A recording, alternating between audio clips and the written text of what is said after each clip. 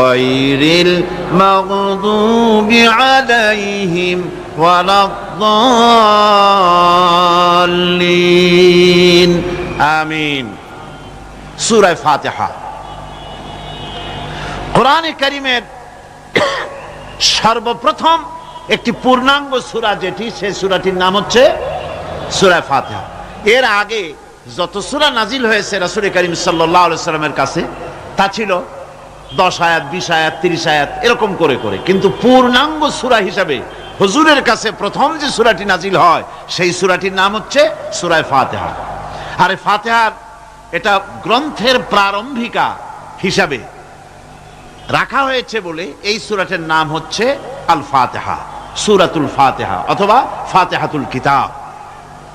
যার সাহায্যে কোনো জিনিসকে উদ্বোধন করা হয়, শুরু করা হয়, সেটার নাম হচ্ছে